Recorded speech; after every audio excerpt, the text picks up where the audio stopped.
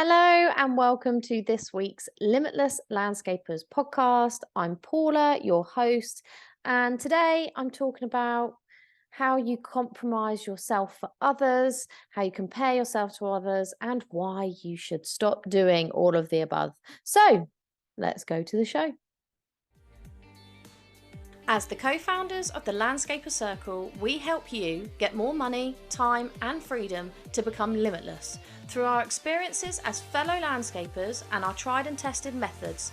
If you want help with your marketing, managing or growing your business, you've definitely come to the right place. If you're a landscaper, garden designer or supplier to the industry, then hit subscribe so you never miss an episode. Now, let's get back to the show.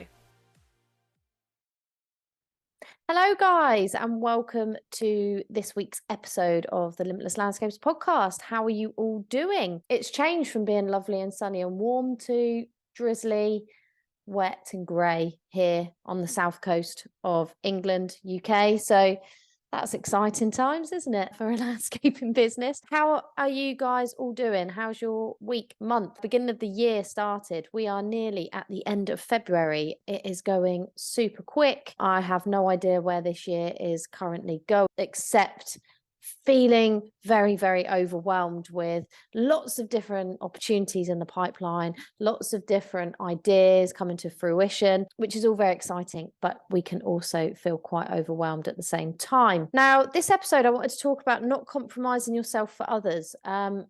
Because it's cropping up for me a lot of time at the moment. And also when I've been speaking to TLC members, I find a lot of them are comparing themselves. So trying to work out whether they're doing well based on other people. And I don't always believe this is true. And all things around that really. So the first thing I wanted to tackle was this insane obsession that we all have with comparing ourselves to others. Now, it doesn't help we're in the social media revolution, I suppose. When I was younger, there was no social media to be on. There was no camera phones to capture your moments of insanity, thank God. So if in my age group, I bet you're thanking the Lord for that small mercy. Nowadays, it's so easy to be able to compare yourself to anybody else, depending on what you are doing in business, what you're doing in your own life. And you can really believe that people are living a better life, running a better business, and more successful than you, better looking than you, live a better life than you. The list goes on, and it's not good for our mental health. And what I find in this industry in particular is we constantly ask each other, well, how are you finding it? How many leads have you got? How far are you booked ahead? Now, that's all great and well to share these things, share ideas, share thoughts, share feedback.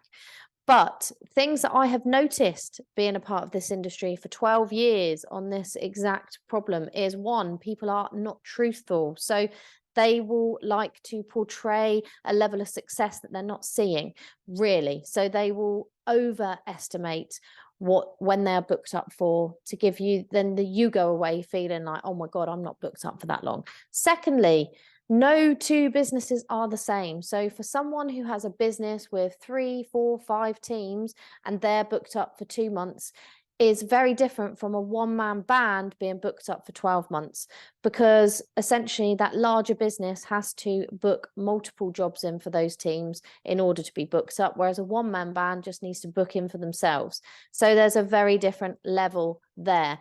Third, you are potentially aiming, well, I know you are definitely aiming at different levels of clients. So you may have one job booked in that's £100,000 and someone else might have 10 jobs booked in at £3,000 a job. That's just a very broad example, but essentially we are not on the same page. We are not attracting the same clients as everybody else. So on the surface, it seems great.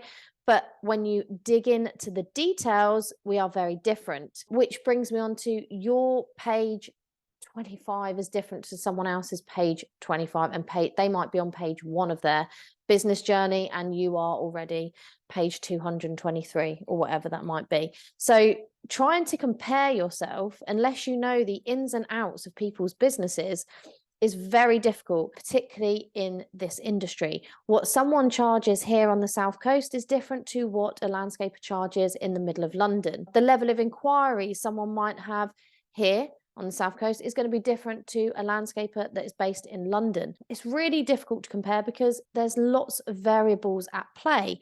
So what I'm trying to say to you is, when you are asking these questions and essentially building up evidence that you're doing crap or better than someone else, there are so many variables involved. It's not a true reading, it's not a true reflection. So you might as well dismiss it and just get on with your own life. So essentially, I'm here to remind you that someone else might be portraying a vision of success, which is success to them, but it may not be success for you based on varying different variables out there. And essentially, when you're talking about inquiries, for example, now I spoke about lack of leads last week, but this is again a question that is cropping up every time I speak to anyone. Are you finding that leads are quieting down? Yes and no, because essentially the quality of the leads are better. So I would rather have 2 quality leads than 20 crap leads. So essentially, you need to think about that as well. You only need 1 good lead. Imagine if 1 lead could bring you in £50,000 worth of work, but the other 10 leads that you've looked at are only like average project value of £3,000 a piece. And also then you have to look at competitor analysis on that, and the fact that there'll be a lot of competitors go for the smaller value projects than there are for the higher value, bigger, larger projects that you might want to get into. So there's so many variables. There is really zero point in comparing. What my advice is to reflect on your own results to date. So look back on your inquiry sheets, have a look back at what is generating you the most leads, do more of it. Look back on last year compared to this year, or even go, I would urge you, if you have the data, to look back pre-COVID, because unfortunately COVID skewed all of the data because it was an unheard of amount of inquiries, an unheard of amount of work that we had coming in the landscape industry, which it was great at the time, but it does skew your figures. So do not base it on the COVID times. Look previously and see how you're faring now. Also, you may have gone through a period of development. You may be in a very different place, a very different landscaping company now than you were back then. So you may be attracting higher value clients. You may be offering different services. These all play a part into whether you feel, you're a success compared to others. And something I also want you to think about is trust in the fact that the world is abundant. But it's only abundant if you look at it in that way. And essentially, you just need to put the trust in that you are doing enough, you are taking good actions, and you are doing enough that the universe will provide for you. And essentially, I've done that recently this week and thought to myself, well, I've done the marketing. My business, luckily, is, going into its 13th year. We've got a great reputation. People know about us. We're easy to be searched in Google, etc., etc. So the marketing's there. I've done no extra marketing, and there's always more marketing I could do. And there's certainly stuff I would like to work on, such as developing my website more, updating it, as we all do. It's never a once done business. You're always amending and changing. I would like to reset up AdWords, but I haven't got round to it yet. And I'm only barely posting on social. In fact, I'm only posting 3 times a week, but I'm making sure it's a consistent posting on social there. And essentially, I put my faith in the fact that inquiries will come. And over the weekend, I literally had 5 inquiries and some very big jobs and big projects, which are quite exciting. So what I'm trying to say to you is just know and trust that the universe is there to serve you with what you need at the correct time. Do not panic. I do see people panicking. So it's like, I need to do SEO. Oh, I need to spend thousands getting someone to do it for me. Then I need to do this over here, that over there. Stop panicking. Start going back to your target market and what will effectively engage with them. So maybe it's as simple as tweaking your website to talk to your client, your ideal clients as they are now. Let's not forget, when you probably wrote your content for your website 5 years ago, it's not going to be the same target market as you are now. So looking at ways to tweak your existing marketing would be my first, thought to you. And also then like I said in last week's podcast, it's drawing on people that are already within your database. So existing clients, people that have open quotes, people that could potentially refer you out, that, you've got a valuable pot of data there. Don't look to external, more expensive ways of marketing. Look at what you've got already and look at what leverage you can do already as well. But essentially, I also want to talk about here today is people have been speaking about their unique selling proposition and creating something unique for others. Now, it's important that you, in my opinion, do not compromise yourself for others. So what I see happening a lot, and we can all get pulled into this, is the fact that you look at other people on social. So we start comparing ourselves to others, which I talked about at the beginning of this podcast. And then you start saying, well, if they're doing that, maybe I should. But it's not authentically you. It's not what you want to be doing. Maybe it's not even aligned with how you are now. Now, let's not pretend. Over the years, we all grow and develop as people, depending on what we're putting into ourselves. So whether that be we're listening to more personal development, maybe we're working with a coach or mentor, maybe we're training ourselves in different areas of the business that we didn't look at before, and learning new skills, new knowledge, etc. We are developing ourselves as people, and essentially our values change, our business needs change, our personal needs change. And essentially what can happen is we look to others and then we start changing the way we are. And it's happened to me. I look around, I'm like, oh, they're doing this, maybe I should. And essentially, it's not aligned with me as a person and what I want to do in my life. It's not aligned with how I want my business to run. And it's certainly not aligned with how I want to live my fullest, most successful life.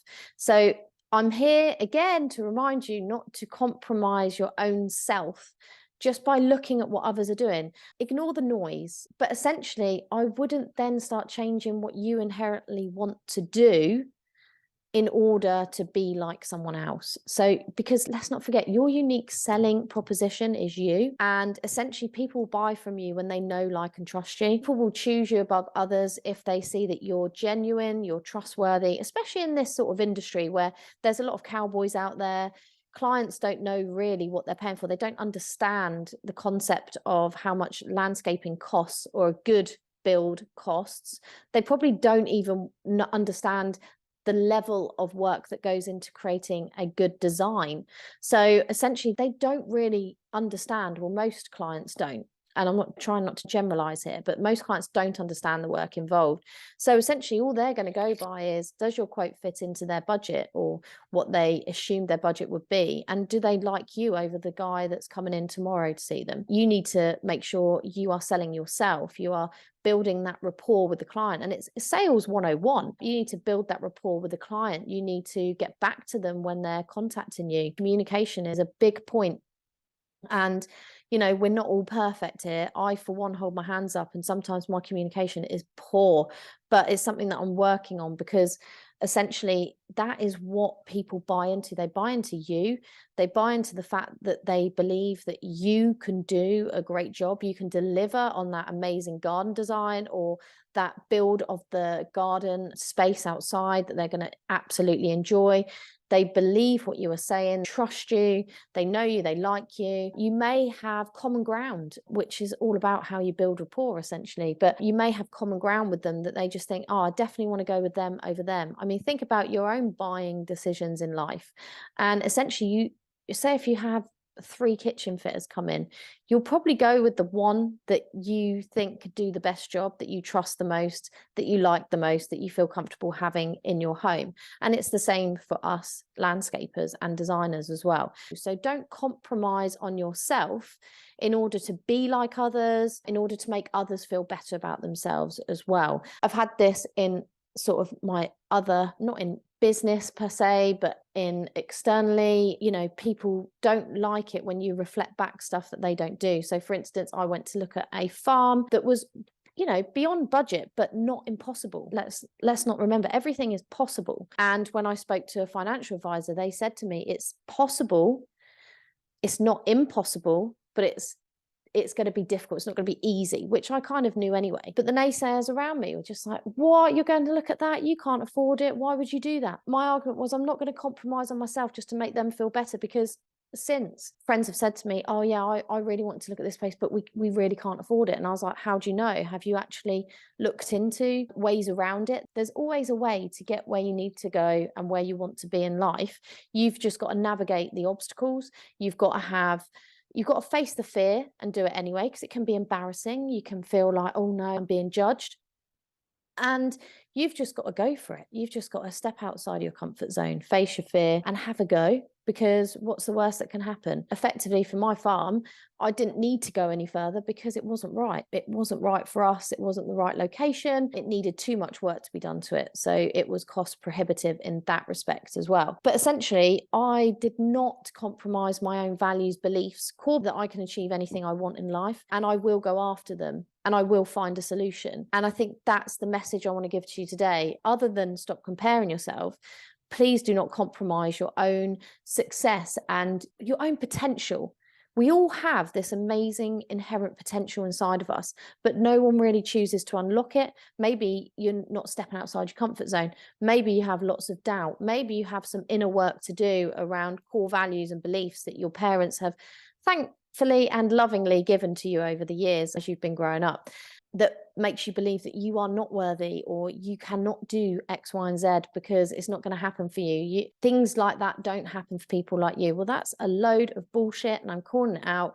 And I'm urging you today to try and think about things that you may want to go after, that will make you step outside your comfort zone. Maybe big goals that you want to achieve in your business that you're afraid to say out loud in case people judge you. And what I'm saying is, screw them, go for it anyway. Don't compromise yourself, your belief, your dreams in order to make other people feel better. I've recently given up drinking, mainly because I've got another journey, my bodybuilding journey, and to be on stage looking at my best, I can't be drinking as well. You are not able to do that if you are trying to get your body into a specific shape. So I just quit, and it's been the best thing. Been a month, but the amount of people that hate it, that hate the fact that I've done this, because it makes them reflect on their drinking habits. And again, I don't care what people do. It's up to them. I'm not going to judge them. It's just, for me, it's not right at this present time, and I'm better for it. So it made me think about how otherwise you may compromise yourself and your core beliefs to make other people feel better. So what I could have done is gone out with said friends who were upset about me not drinking and had a drink just to make them feel better. But I thought to myself, why the hell should I do that? Absolutely not. I come first. And maybe people think that's selfish, different ways, not in that instance. But essentially, you need to start putting yourself first and not compromising yourself, how you act, what you believe in, and what you're going for, just to save face to others. Not going to happen. And you need to be authentically you. I was chatting to friend Charlotte actually yesterday, and we were talking about what aligns with us now as we're changing as people. And it's all about tuning into yourself, which can be very, very difficult, particularly if you're not very woo. It means you need to sit with yourself and your thoughts quietly. And solutions and ideas can come to you much more easily when you're quiet, but it's very, very difficult in this life we lead today, in the lifestyle that we lead, to find any quiet time. We're always so blimmin' busy. But I urge you to really tune into you, to find out what is authentically you, what aligns with you, what things in your business. Are you doing things in your business just because you think the business needs you to do it? Or are you doing it because you want to do it? Are you feeling disconnected from your business? Do you need to reconnect to yourself in order to know how to reconnect to your business? It may be sounding all very woo, or it may be sounding very interesting to you guys. Let me know your thoughts on that. But essentially, it's all about being authentically yourself. There's no point going through life not being you and then being on your deathbed regretting everything you've ever done because you've done it for other people. You've done it because you thought you should do it. This was just what you were meant to do because someone else said you should, or people have said you wouldn't amount to anything, so you didn't bother pushing yourself or going for that job. I mean, how many times have you turned down an opportunity because you were scared?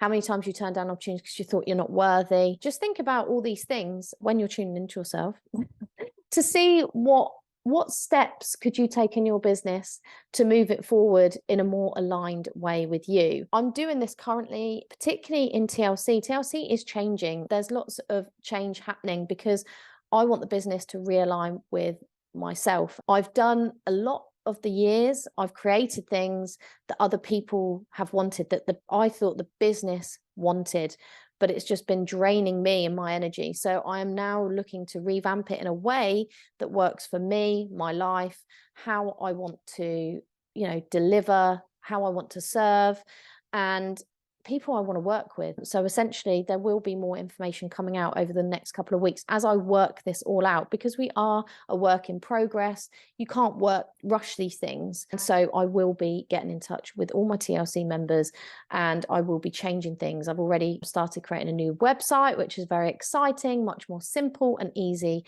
to understand, of a different offering than I'm offering now, but it won't change immediately. So don't freak out if you're a TLC member or looking to join. Things are not changing immediately. It's going to be a slower process because I don't want to rush into this. I want to get it right because this is the last time I'm messing around with this. I just feel like I need to start living the business that aligns with me and how I want to serve and deliver, in my best self, being authentically me in the best way possible. So I urge you to do the same. So that's about it. Mainly, this episode is just to remind you to start connecting with yourself, really, and thinking about what you truly want in life and how your business can support you in that. It's very, very important to feel connected to yourself and your business.